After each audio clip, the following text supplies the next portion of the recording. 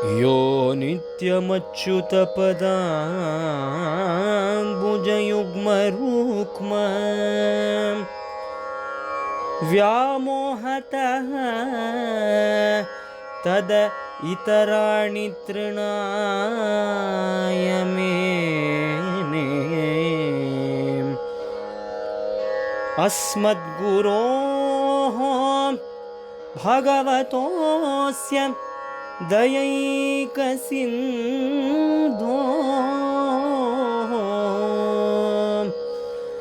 रामानुजस्य चरणौ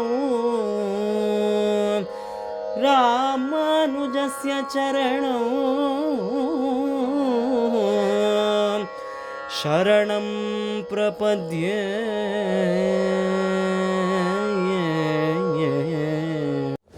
ஜெய் ஸ்ரீமன் நாராயணா.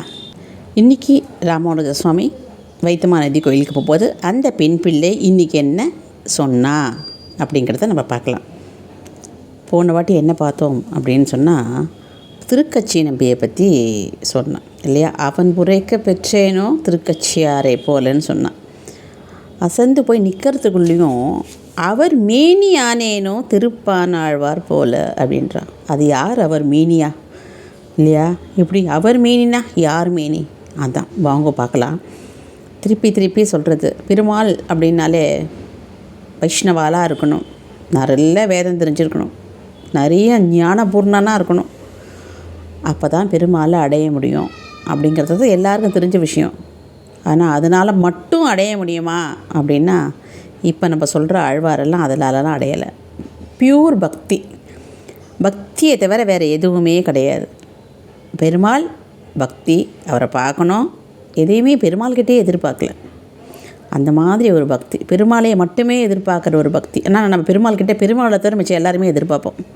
பெருமாளே உங்ககிட்ட வந்துட்டேன், எனக்கு இதை நடத்தி கொடு, அதை நடத்தி கொடு, வீட்டை முடிச்சு கொடு, வாசலை முடிச்சு கொடு, குழந்தைக்கு நல்லா வளர்னா பாரு, கல்யாணம் கொடு, குழந்தையை கொடு, படிப்பை கொடு, ஒரு மண்டையை பிச்சுப்பார். இது ஏன்டா இது கோவிலுக்கு வருதுன்னு கூட ஆகிடும். நம்மளாக இருந்தால் அப்படி நினச்சிப்போம். வரும்போதே இப்படி தியானம் வச்சுட்டே வந்தால் எப்படி இருக்கும். ஆனால் இந்த மாதிரி ஒரு பானாழ்வர மாதிரியா இருக்கிறவாள்லாம் நான் எதுவுமே அப்ளிகேஷனே கிடையாது பெருமாள்கிட்ட. உன்னை பார்த்தேன் போதும், நீ தான் வேணும், நீ மட்டும் போகிறோம் அப்படின்ற மாதிரி ஒரு பக்தி பாருங்கள். வாங்க பார்க்கலாம். யார் இந்த பான் ஆழ்வார்? சோழவள நாட்டில்,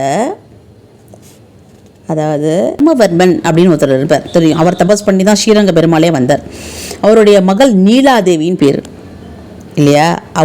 அவதரித்த உறையூர், அங்கே தான் இவர் அவதரித்தார். அதாவது ஸ்ரீரங்கத்துக்கு அக்கறையில் இருக்கார். ரோகிணி நட்சத்திரத்தில் இவர் பிறந்தார். திருமாலோட அம்சம் வத்சஸ்தலமாக இவர் அவதரித்தார். கழனியில் அவரும் அயோனிஜர் தான் அவதரித்தார்.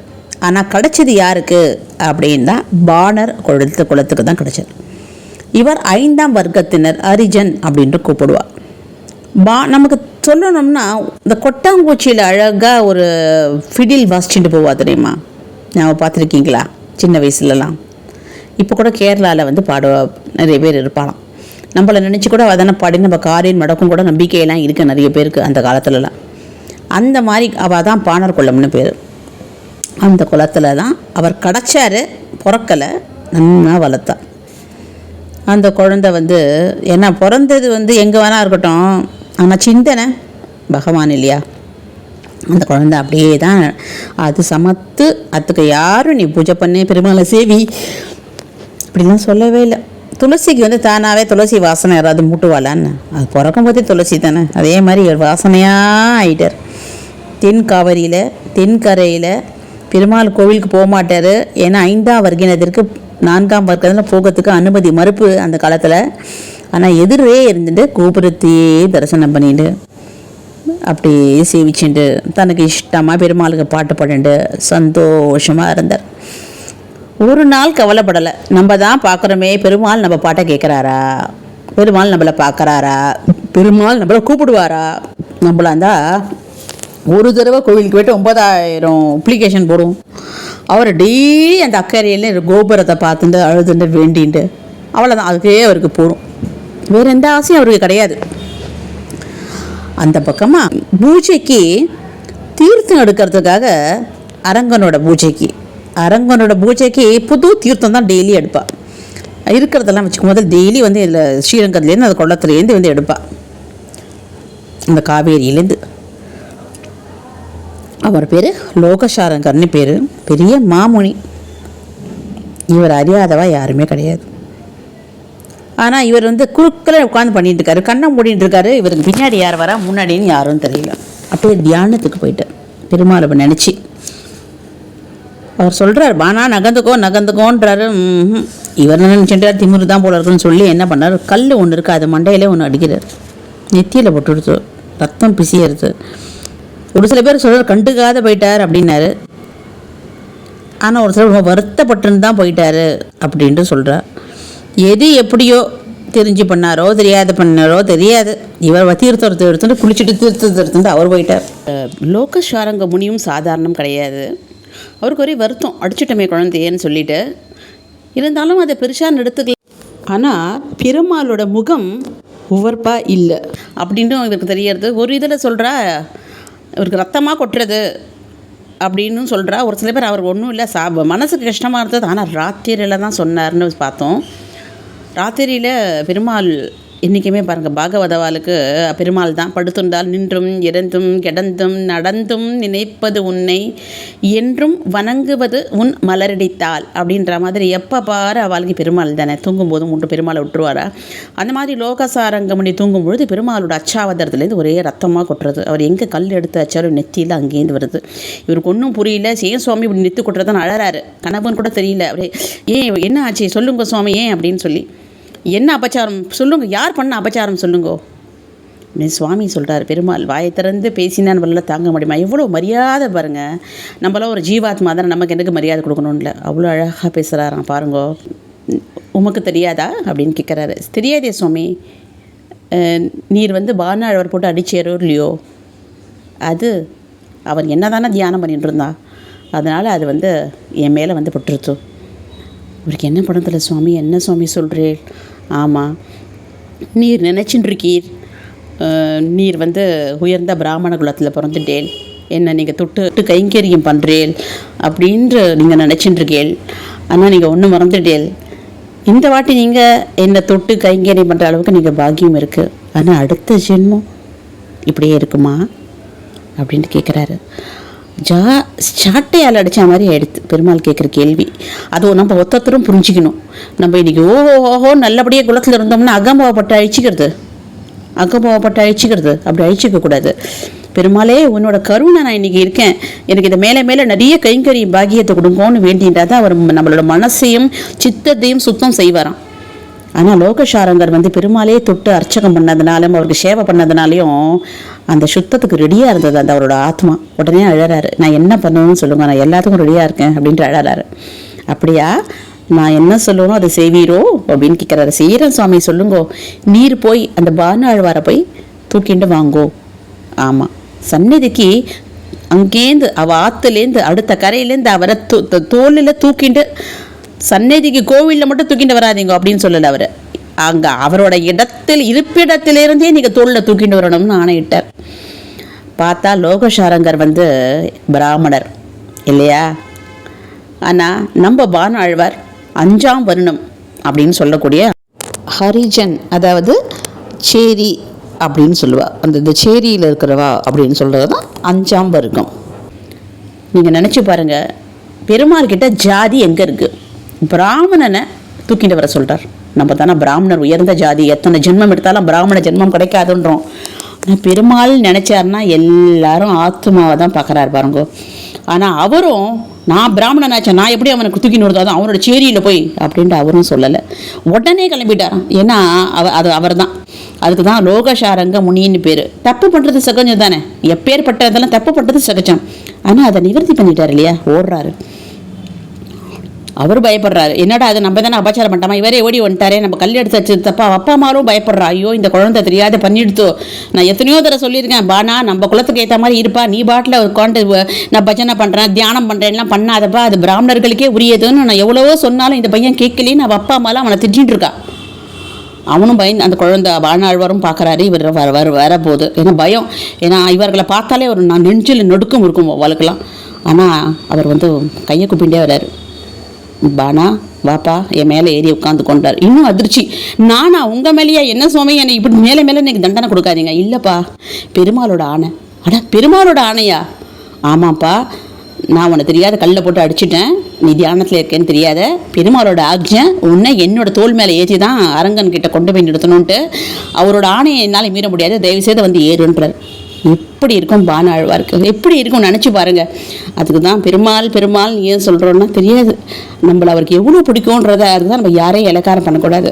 ஏன்னா நம்ம இலக்காரம் பண்ணக்கூடியவா பெருமாளுக்கு எவ்வளோ பிடிக்கும் அப்படின்னு நமக்கு எப்படி தெரியும் இல்லையா? இது வந்து பானாழ்வார் ஒரு பெரிய ஒரு எக்ஸாம்பிள். அதனால் அவரை ஏற்றி அவரை தோல் மேலே தூக்கிட்டு போகிறாரு. நீங்கள் அந்த அனுபவத்தை நினச்சி பாருங்கள், பானாழ்வார்க்கு எப்படி இருக்கும். அவரை பெருமாளை பார்க்க முடியுமான்னு டெய்லி அழறவருக்கு இன்னைக்கு அது அர்ச்சகர், முதல் நிலை அர்ச்சகர், பெருமாளை தொட்டு சேவிக்கிறவர் மேலேயே ஏறி உட்காந்து போகணும்னா இவரோட பக்தி எப்படி, பெருமாளோட கருணை எப்படி, நம்ம தான் நினச்சி பார்க்கணும். அதுக்கு தான் இந்த பானாழ்வாரை பற்றி சொல்லும்பொழுது மட்டும் நான் எல்லா பாசுரமும் ஒன்றொன்னா சொல்ல போகிறேன். ஏன்னா 10 பாசுரம் தான் இருக்குது. அந்த 10 பாசுரமும் நமக்கு பாசுரம் அயிலும் வழியிலேயே நமக்கு வந்து திவ்ய பிரபந்தம்னா என்னன்னே தெரியலையே. இது பெரிய பிராமணர்களுக்கும் வேதம் படித்தவர்களுக்கும் தமிழ் நன்னா தெரிஞ்சவாளுக்கு தானே நிறைய பேர் நினச்சிட்டு இருக்கா. அப்படியெல்லாம் கிடையாது. பக்தி தான் ஆதாரம். திருப்பானாழ்வார்க்கு எப்படி கிடைச்சார் பெருமாள்? அவருக்கு என்ன தெரியும் இல்லையா? அன்பு தானே இருந்தது, பாட்டு தானே பாட்டியிருந்தார். அவர் என்ன பெரிய ஆழ்வார் மாதிரி, இல்லை ஆண்டாளம்மா மாதிரி, இல்லை திருமங்கை ஆழ்வார் மாதிரி, இல்லை நம்ம சடகோபர் நம்ம திருவாய்மொழி எழுதின நம்மாழ்வார் மாதிரியெல்லாம் அவருக்கு என்ன பெரிய எழுதினக்கூடிய ஞானம் இருக்கான்னா இல்லை. பாடிட்டு இருந்தால் அந்த என்ன பக்தி தான். பக்தி நம்மளை எந்த உச்சத்துக்கும் கொண்டு போய் சேர்க்கும் அப்படிங்கிறதுக்கு நம்ம திருப்பானார் ஒரு பெரிய ஒரு எக்ஸாம்பிள். இவரை பற்றி சொல்லிகிட்டே போகலாம். ஆனால் நம்ம வந்து பாசுரம் ஒன்றா நம்ம பார்க்கலாம், அவசரமே பட வேண்டாம். முதல் பாசுரம் அப்படின்னு அவரோட தனியன்லேருந்து நம்ம பார்க்க ஆரம்பிக்கலாம். அவரோட தனியன்கள் வந்து பெரிய நம்பி சொல்லியிருக்காரு, திருமலை நம்பிகள் சொல்லியிருக்காரு. இவாலாம் சொல்கிறது ரொம்ப ஆச்சரியமாக இருக்கும், ரொம்ப ஆச்சரியமாக இருக்கும் இந்த தனியன்கள் எல்லாமே. ஏன்னா தனியன் அப்படின்னு சொன்னாலே பெருமாளை பற்றி சொல்கிறவாளை பற்றியே ஒரு புகழான தன்யன். அதுவும் பாடுறவா யாருமே சாதாரணம் இல்லை, எல்லாருமே பெரிய பெரிய ஆச்சாரியர்கள். அந்த பெரிய நம்பியை பற்றி தெரியும். ராமானுஜருக்கே ஒரு ஆச்சாரியனாக இருந்தவர். அதே மாதிரி திருமலை நம்பியும் தெரியும், அவரும் ராமானுஜ சுவாமிக்கு ஆச்சாரியர். ராமானுஜரே ஒரு ஆச்சாரியர்னா அவருக்கு ஒரு குருவாக இருந்தவர்னா நீங்கள் நினச்சி பாருங்க. இவா இல்லாமே திருப்பானாழ்வாரை அப்படி சேவிச்சிருக்கா. அப்படின்னா இவரோட ஏத்தத்தை என்னன்னு சொல்கிறது. அதனால் நாளையிலேருந்து ஒரு பாசுரம் ரொம்ப டீட்டெயில்டாக. ஏன்னா இது வந்து இந்த 10 பாசுரமும் அதில் இல்லாத விஷயம் எதுலேயுமே இல்லையா, வேதத்திலே இல்லை. இதில் இல்லைன்னா அது வேதத்தில் இல்லை, ராமாயணத்தில் இல்லை, மகாபாரதத்தில் இல்லை. அப்படி ஏத்தமாக சொல்கிறாரு பெரிய வாய்ச்சான் பிள்ளை அப்படிங்கிறவர். அதை தான் அவர் வந்து பெரிய வாய்ச்சான் பிள்ளை தான் இதை வந்து அனுபவிச்சிருக்காரு.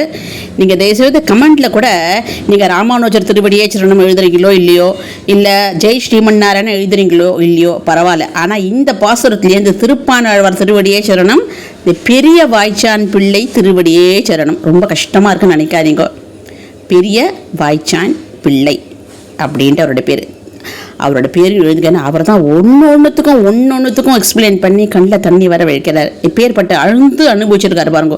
ஏன்னா நம்மளால் இதெல்லாம் முடியறதா? 2 நிமிஷம் நம்மளால் படிக்க முடியுதா? பெருமாளை பற்றி சொல்ல முடியுதா? கேட்க முடியுதான்னா இவாலாம் காத்தாலேருந்து ராத்திரி வரலையும் உட்காந்து அப்படி அனுபவிச்சு இதெல்லாம் நமக்கு சொல்லியிருக்கா. இவாளெல்லாம் நம்ம விட முடியுமா சொல்லுங்க? நீங்கள் இவா பேர் எழுதினாலே பெருமாள் பேர் எழுதுறதுக்கும் மேலே அப்படி தான் பெருமாள் நினைப்பார். ஜெய் ஸ்ரீமன் நாராயணா. இதை மட்டும் அடுத்த நாளிலேருந்து தொடர்ந்து 10 நாளைக்கு ஒரு பாசுரமும் நம்ம பார்த்து அனுபவிக்கலாம். கண்டிப்பாக கண்ணில் ஜலம் கொட்டும். ஏன்னா நீங்கள் அவரோட பாவத்தில் தான் இருந்து நீங்கள் பார்க்கணும். இதை நான் சொல்கிறேன், நீங்கள் கேட்குறேன்ற பாவத்தில் நீங்கள் பார்க்காதீங்க. பானாழ்வாரோட மனசு ஒரு பொருள் கிடைக்குமான்னு குதிரை கொம்பா இருக்கிற விஷயம் அப்படி ஒரு தடபுடலாம் மரியாதையோடு கிடைக்கிறதுனா அந்த அனுபவம் எப்படி இருக்கும்? அதுவும் பெருமாள் கிடைக்க போகிறாரு, பெருமாள் கிடைச்சிட்டாரு, உள்ளுக்குள்ளே போக போகிறோம். அப்பா நீங்கள் நினச்சி தான் பார்க்கணும். அடுத்த வாட்டி நம்ம பார்க்கலாம். ஜெய் ஸ்ரீமன் நாராயணா. வழக்கம் போல் நீங்கள் பண்ணுறது ஒன்று தான். இது ஒரு ஆன்மீக சேனல் இல்லையா? இதில் ஒரு 1000 பேராவது நீங்கள் நிறைய பேர் பார்த்தா தான் இதை வந்து யூடியூப் நிறைய பேருக்கு அனுப்பும். ஏன்னா அதுக்கு நிஜமாகவே தெரியாது இல்லையா எதை பற்றி நான் சொல்கிறோன்னு. ஏன்னா உங்களோட ஒரு வரவேற்பு இருந்தால் தானே நிறைய பேர் பார்ப்பா. தயவுசெய்து நிறைய பேருக்கு நீங்கள் அனுப்பிச்சி வைங்க. நிறைய பேர் இந்த அட்லீஸ்ட் எதையுமே நீங்கள் இதுவரையிலும் நீங்கள் அனுப்பலைனாலும் பரவாயில்ல. ஆனால் திருப்பானாழ்வார் நம்மள மாதிரி ஒருத்தர் இல்லையா? ஆனால் அன்பும் பக்தியும் நமக்கு அவருக்கு ஈடு கிடையாது. அவரோட திருப்பாதத்தை தான் பிடிச்சி நம்ம கேட்டுக்கணும். சுவாமி உங்களோட அன்பும் உங்களோட பக்தியும் எனக்கு கொடுங்கன்னு நம்ம கேட்டுக்கணும். அதுக்கு நம்ம ஈக்குவலாக ஆக முடியாது இல்லையா? ஆனால் அவரோட மனசு ஏக்கம் நமக்கு கண்டிப்பாக இருக்குது இல்லையா? அதனால் இதை மட்டுமாவது எல்லாருக்கும் அமுச்சு வைங்க. எல்லாரும் கேட்குற மாதிரி பண்ணுங்கள். ஒரு பாசனமாக தான் அனுபவிக்க போகிறோம். ரொம்ப ஈஸி, ரொம்ப சந்தோஷமாக இருக்கும் கேட்குறதுக்கு. ஜெய் ஸ்ரீமன் நாராயணா, ஜெய் ஸ்ரீமன் நாராயணா.